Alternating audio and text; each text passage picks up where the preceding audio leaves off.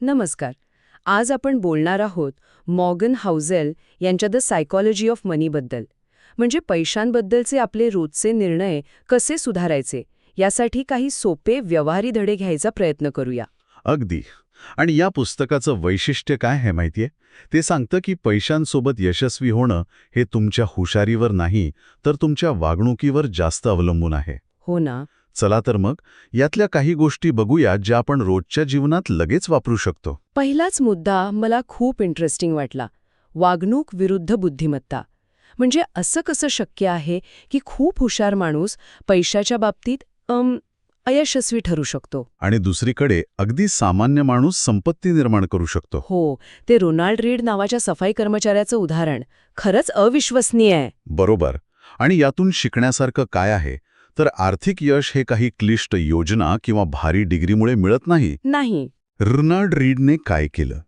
साधेपणानं जगला, नियमित बचत केली, गुंतवणूक केली, म्हणजे दीर्घकाळ टिकून राहणं, संयम, शिस्त या सवयी महत्वाच्या ठरल्या. हुशारीपेक्षाही जास्त. हो, हुशारीपेक्षा जास्त प्रभावी. हे आपल्या रोजच्या छोट्या निर्णयांचं महत्त्व दाखवतं, नाही का? अगदी. आणि मग येतो तो मुद्दा, श्रीमंती विरुद्ध खरी संपत्ती. आपण अनेकदा बघतो महागड्या गाड्या, वस्तू, आपण लगेच म्हणतो हा माणूस श्रीमंत आहे. बरोबर. पण पुस्तक म्हणतं खरी संपत्ती दिसत नाही. हे कसं काय? म्हणजे काय नक्की? म्हणजे कसं आहे की श्रीमंती म्हणजे आजचं उत्पन्न किंवा दिखावा, ती महागडी गाडी, ते कपडे. पण खरी संपत्ती म्हणजे तो पैसा जो तुम्ही खर्च केलेला नाही. अच्छा. गुंतवणूक, बचत, जी भविष्यात तुमच्यासाठी पर्याय स्वातंत्र्य निर्माण करते. गंमत म्हणजे खरी संपत्ती वाढवण्यासाठी अनेकदा तुम्हाला कमी श्रीमंत दिसावं लागतं. असं? हो, कारण पैसा दिखाव्याऐवजी गुंतवणुकीत जातो ना. ही निवड आपल्या रोजच्या खर्चातच दडलेली असते. म्हणजे बचत करणं इतकं महत्वाचं आहे. तुम्ही म्हणताय उत्पन्नापेक्षा किंवा गुंतवणुकीच्या परताव्यापेक्षाही जास्त. निश्चितच. कारण बघा, तुमचा बचत दर तुमच्या नियंत्रणात असतो. बाजारातील परतावा तुमच्या हातात नसतो, बरोबर? हो, बरोबर. बचत म्हणजे काय? तर तुमचा अहंकार आणि तुमचं उत्पन्न यामधलं अंतर. आणि महत्वाचं म्हणजे बचत फक्त काहीतरी मोठं विकत घेण्यासाठी नाही आहे. मग कशासाठी? ती रोजच्या आयुष्यातल्या अनपेक्षित गोष्टींसाठी एक सुरक्षा कवच आहे. आणि सर्वात महत्वाचं, ती आपल्याला आपल्या वेळेवर नियंत्रण मिळवून देते. म्हणजे विशिष्ट कारणाशिवाय केलेली बचतसुद्धा भविष्यात खूप उपयोगी पडू शकते. वेळेवर नियंत्रण हा विचारच खूप पॉवरफुल वाटतो.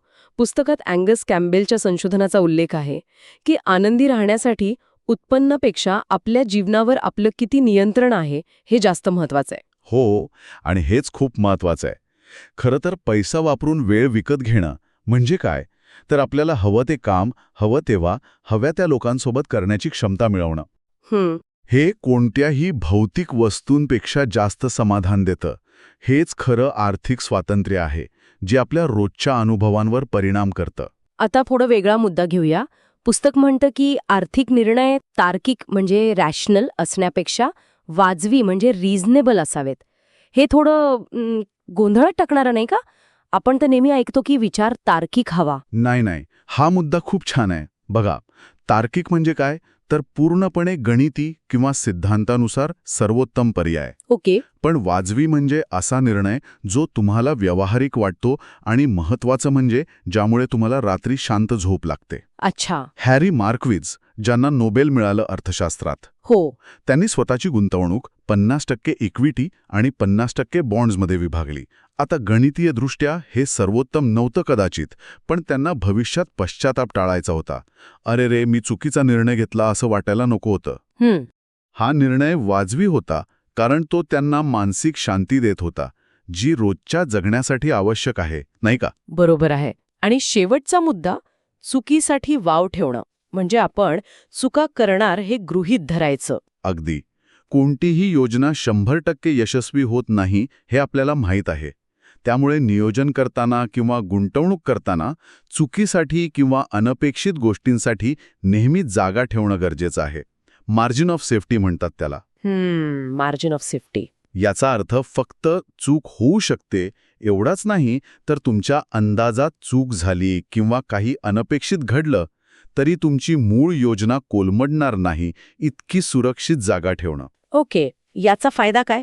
फायदा यामुळे आपण कठीण काळात म्हणजे जेव्हा गोष्टी आपल्या मनासारख्या होत नाहीत तेव्हा टिकून राहतो आणि मग आपल्याला चक्रवाढीचा खरा फायदा घेता येतो.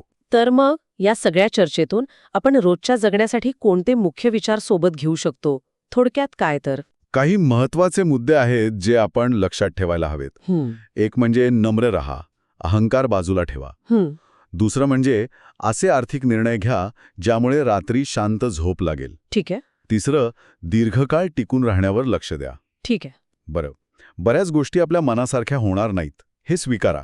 म्हणजे अपयश येणारच. हो. वेळेवर नियंत्रण मिळवण्यासाठी पैशाचा वापर करा. कारण नसताना बचत करा. बाजारातले चढ उतार हे गुंतवणुकीचा भाग आहेत. ती किंमत आहे जी आपल्याला चुकवावी लागते असं समजा.